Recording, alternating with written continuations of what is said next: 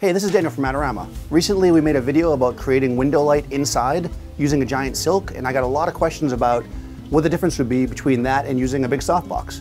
Well, it turns out today in the store we're doing an open shoot where people can come and photograph models here in Adorama, and I'm using a giant softbox. So I figured I'd take an opportunity to show you the difference.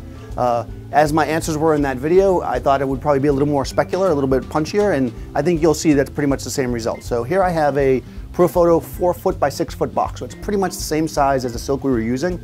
I've got a Profoto B1 head inside of it, which is actually the same head we were using. And I've got my camera here, Nikon, with an 85mm lens, and I have Valerie here, and we're gonna make a portrait of her. So here we go. So this Profoto B1 can be used in TTL mode, but I'm not doing that today. I preset my light at 5.6, and I'm using the non-TTL transmitter, and I'm plugged into my computer here, shooting into Capture One, and we can see that, like the silk, it creates a big soft wash of light across her face, and like that video, I have a black fabric, although I used a card in that video, on one side of her to create negative fill that's adding shape to her face. Because the light source is so big and because of her proximity to the background paper, it's actually lighting the paper up nice and evenly as well without having to use any additional light sources. So if we want to add a little bit more dimension to this, I could throw another light in the background, which I just did here. This is how we're going to shoot for the event today. I have a B2 in the background on the same radio, and we'll just add a little separation to her hair.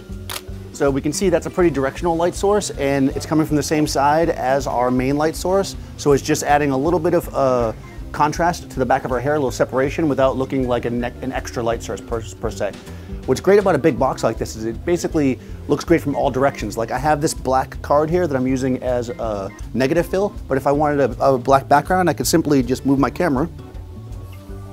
Okay, so we simply kept the box the same distance. We spun around with the black background, and I'm using the separation light still, but now I have it on the opposite side of my key light, otherwise, so I don't lose her dark hair into the background. Let's see what that looks like. So with this look, it's a little bit more dramatic, and again, really, really quick.